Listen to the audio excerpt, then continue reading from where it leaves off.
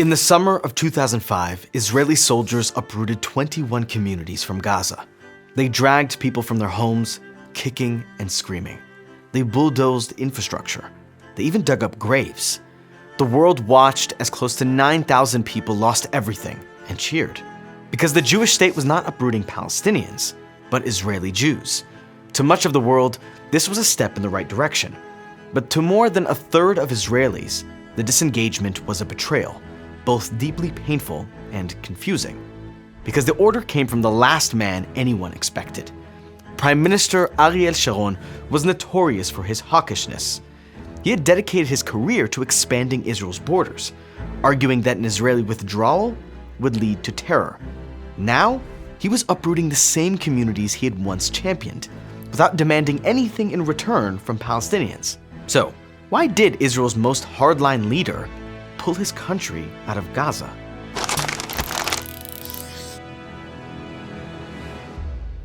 Ariel Sharon had been fighting for Israel since he was 14 years old.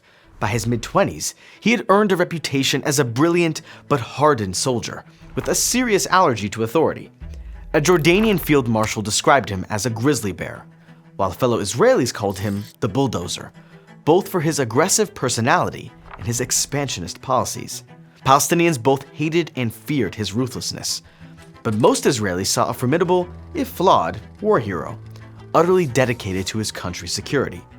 For the first 19 years of Israel's existence, that security was far from guaranteed. The country was only 9 miles wide at its narrowest point, remarkably easy for a sophisticated enemy to cut in half.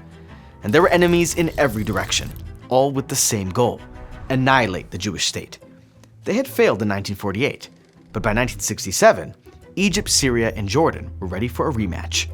It didn't go the way they planned. First, Israel turned their air forces to scrap metal. Then, the IDF wrenched away pieces of their territory. From Jordan, they took the West Bank and East Jerusalem. From Syria, they took the Golan Heights. And from Egypt, they took the Sinai Peninsula and the Gaza Strip. The Israelis now held all the cards, and many Israeli politicians were convinced that their stunning victory would finally convince the Arab world to accept that it was time to recognize the Jewish state.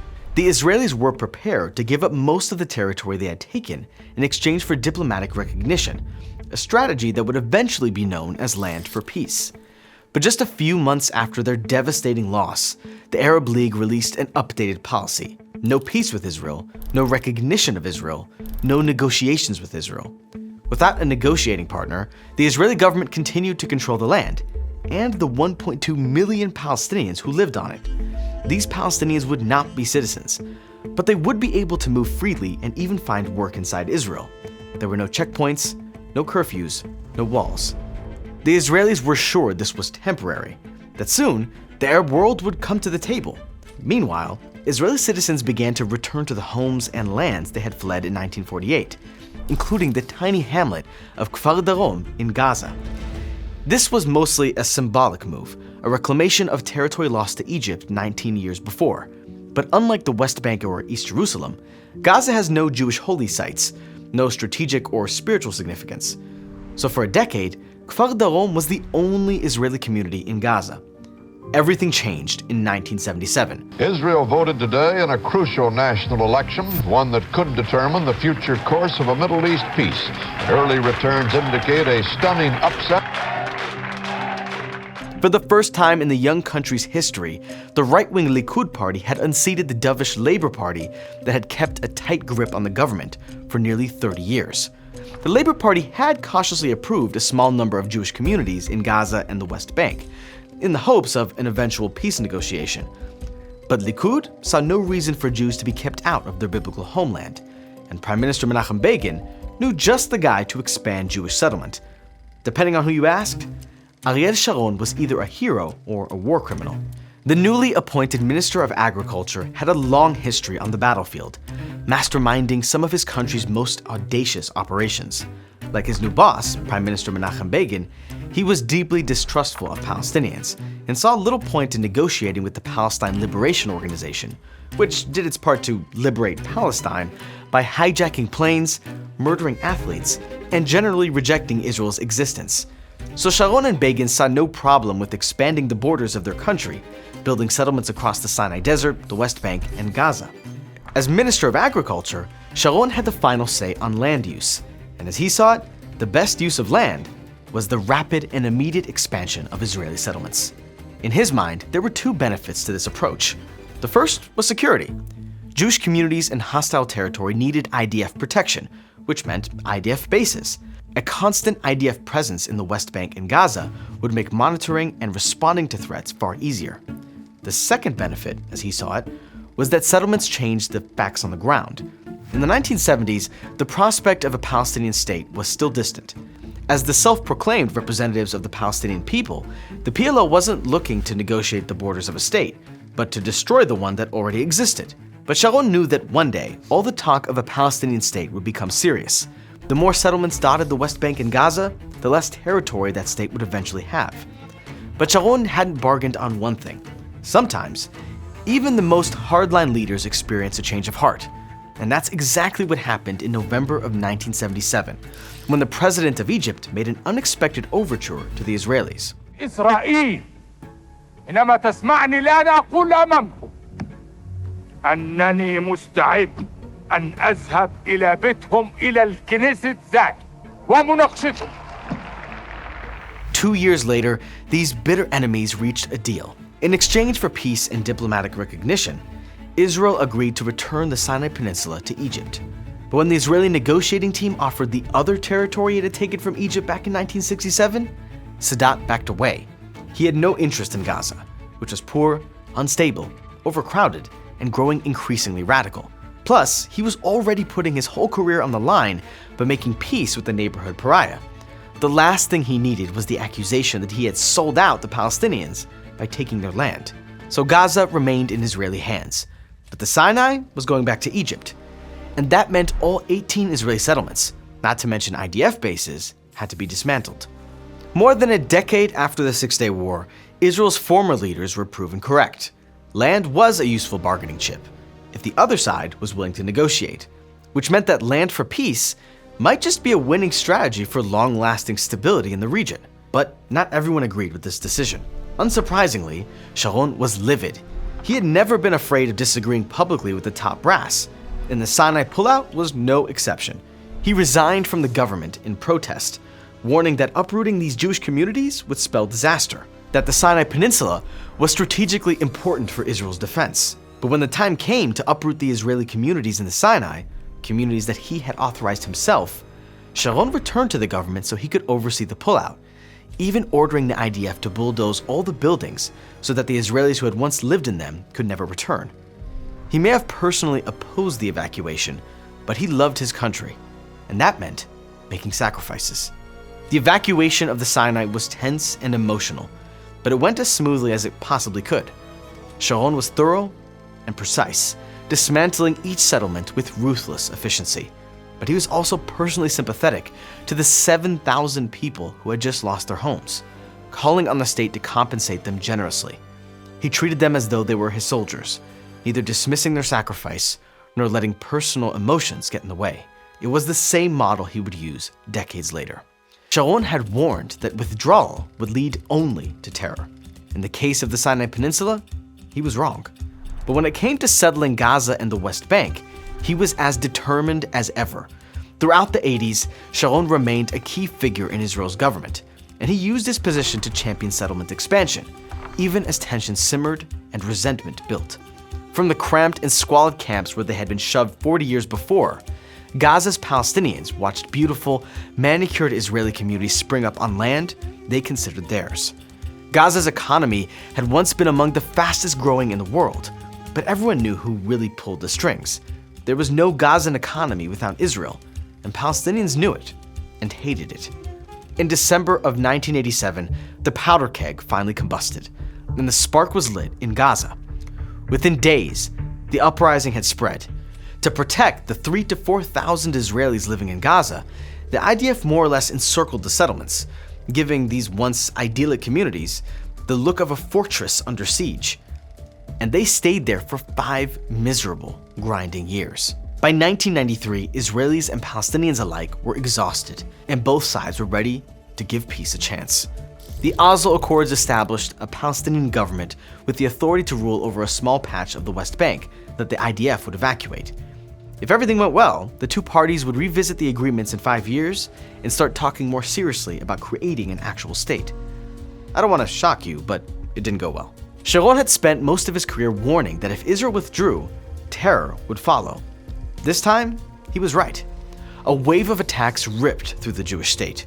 Hamas and Palestinian Islamic Jihad had no interest in negotiations, treaties, or the newly created Palestinian government, which they saw as traitors. Meanwhile, settlers throughout the West Bank and Gaza protested what they saw as their government's abandonment and betrayal. True, the Oslo Accords did not require the evacuation of any settlements, but many settlers believed that it was only a matter of time until their own government would come to rip them out of their homes. But when the Israeli government finally uprooted the 17 Jewish communities of Gaza in 2005, the Oslo Accords were a distant memory. Less than a decade after that historic handshake between Israeli and Palestinian leaders on the White House lawn, the Holy Land was on fire once again. The second Palestinian uprising had begun, and it was far, far bloodier than the first. Buses exploded with alarming regularity. Parents said goodbye to their children in the morning, knowing that they might never come home. Once bustling marketplaces were quiet. Cafes sat empty. Even universities weren't safe. Less than a year after the horror began, Israelis voted in a new prime minister, a hawk, who had been fighting for Israel since he was 14 years old, a hardliner with a proven track record of military brilliance and ruthlessness, a career politician who had served his country in every capacity possible. They voted for Ariel Sharon. But they had no idea that the one-time settlement czar, who had opposed every negotiation with Palestinians, would soon unveil a plan to pull nearly 9,000 Israelis out of Gaza. By 2003, the second Palestinian uprising had already cost thousands of lives, and it wasn't over yet. The Israeli government began to rely on preventative measures, harsher curfews, an ever-expanding series of checkpoints, high-tech security barriers around the West Bank and Gaza. Parts of the barrier were basically high-tech fences, but in some parts, the barriers became concrete walls 30 feet high, snaking like a scar across the landscape. As walls went up, Israeli casualties went down. Fighters from Hamas and Islamic Jihad were simply no longer able to sneak into Israel, and the attacks on Israelis fell by over 90%. But this security came at a terrible cost to Palestinians, who were increasingly trapped behind concrete walls, cut off from family and friends, from jobs and schools and holy sites. And if they couldn't cross into Israel itself, they could still make Israelis suffer. After all, nearly 9,000 Jewish Israelis lived in Gaza, surrounded by the army. If Palestinian fighters couldn't get to the settlers, they'd target the soldiers instead.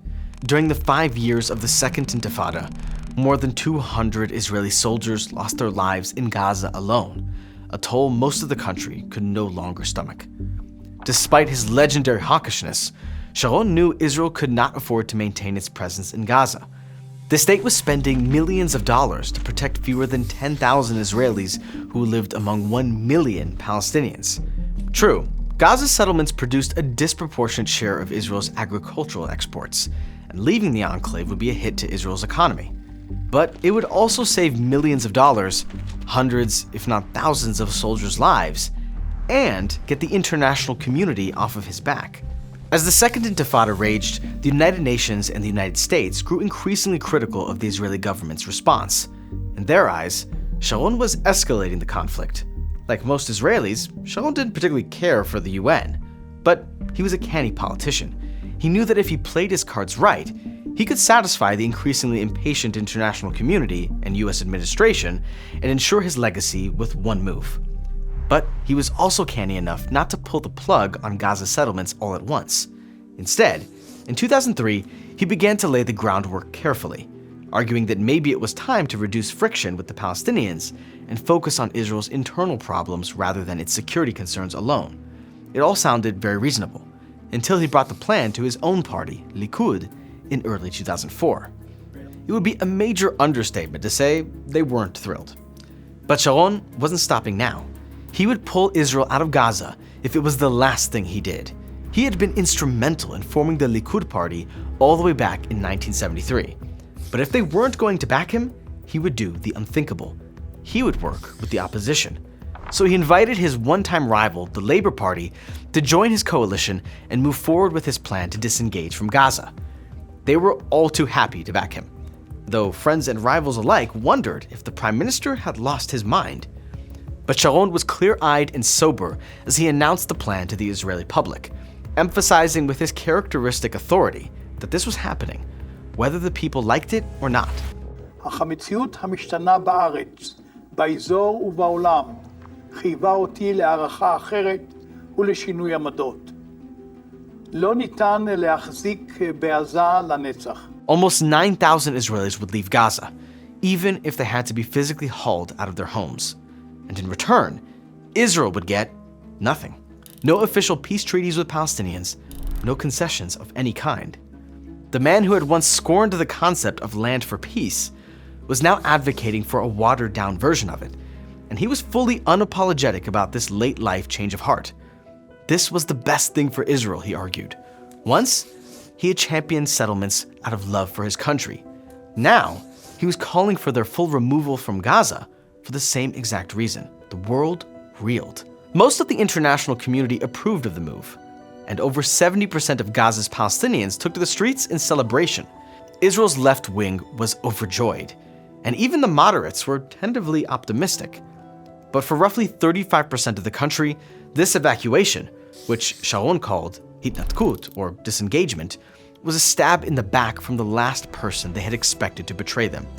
Even worse, they predicted the evacuation spelled disaster. All during the tense summer of 2005, Israel held its breath. Citizens made their allegiances clear with colored ribbons. Blue in favor of the disengagement, orange opposed. The whole country was wreathed in these bright ribbons, and the country's right wing began churning out t-shirts and bumper stickers in a shocking, vibrant shade of orange, which bore rhyming slogans of anger and pain. "A Jew doesn't evict a Jew," read one. "We won't forget and won't forgive," read another. The IDF deployed 42,000 soldiers to oversee the evacuation. A tiny handful refused the orders, preferring to sit in jail rather than betray their convictions. But the vast majority showed up the morning of August 5th, ready to do their jobs, no matter how hard they were. And they were hard. Mothers held up babies in soldiers' faces, demanding they explain to their children why their fellow citizens were destroying their homes. Teenagers kicked and screamed and struggled as they were dragged out of their homes where they had grown up. Grown men squared off with soldiers, comparing them to the SS and other enemies of the Jewish people.